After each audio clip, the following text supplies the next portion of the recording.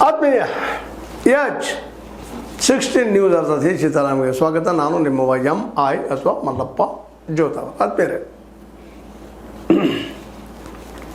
ಈ ವಿಶೇಷವಾಗಿ ಈ ದಕ್ಷಿಣ ದಾವಣಗೆರೆಯಲ್ಲಿದ್ದಂಥ ಒಂದು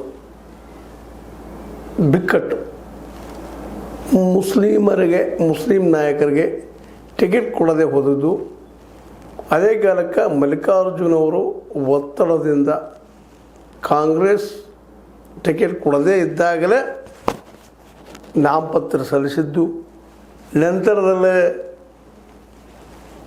ಈ ನಮ್ಮ ಭೀಮಣ್ಣ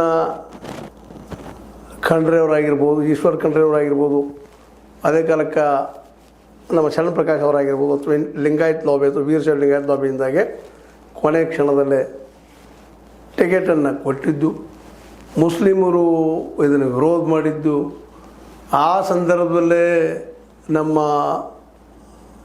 ನಜೀರ್ ಅಹಮದ್ ಆಗಿರ್ಬೋದು, ಜಮೀರ್ ಅಹಮದ್ ಅವರಾಗಿರ್ಬೋದು, ಜಮೀರ್ ಖಾನ್ ಅವರಾಗಿರ್ಬೋದು, ಅದೇ ಕಾಲಕ್ಕೆ ನಮ್ಮ ಜಬ್ಬಾರ್ ಅವರಾಗಿರ್ಬೋದು, ಇವರ ಎಲ್ಲರೂ ಮುಸ್ಲಿಮರ ಪರವಾಗಿ ಒಂದಿಷ್ಟು ಮಾತಾಡಿದ್ದಾಗಿರ್ಬೋದು.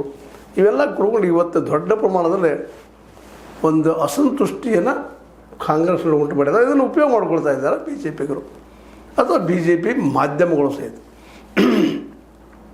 ಹೌದು, ಅಷ್ಟು ಗಡಿಬಿಡಿ ಏನಿತ್ತು ಈಗ ಶಿಕ್ಷೆ ಕೊಡುವಂಥದ್ದು, ವಜಾ ಮಾಡುವಂಥದ್ದು, ರಾಜೀನಾಮೆ ತೆಗೆದುಕೊಳ್ಳುವಂಥದ್ದು ನಮ್ಮ DK ಶಿವಕುಮಾರ್ ಅವ್ರಿಗೆ, ಇದಕ್ಕೆ ಉತ್ತರ ಕೊಡಬೇಕಾಗ್ತದೆ.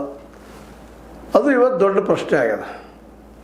ಮಲ್ಲಿಕಾರ್ಜುನ್ SS ಅವರಿಗೆ ಯಾಕೆ ಇವತ್ತು ಶಿಕ್ಷೆ ಆಗಿಲ್ಲ, ಅವ್ರಿಗೆ ಯಾಕೆ ಶಿಕ್ಷೆ ಕೊಡ್ತಾ ಇಲ್ಲ? ಒತ್ತಡ ಹಾಕಿ ತೊಗೊಂಡಿದ್ದು ಟಿಕೆಟು, ಮೊದಲು ತೊಗೊಂಡಿದ್ರಲ್ಲ, ಅದು ಟಿಕೆಟ್ ಕೊಡೋಗಿದ್ದು ಪೂರ್ವದಲ್ಲಿ ನಮ್ಮ ನಾಮಪತ್ರವನ್ನು ಸಲ್ಲಿಸಿದ್ರಲ್ಲ, ಒತ್ತಡ ಹಾಕಿಕೊಂಡು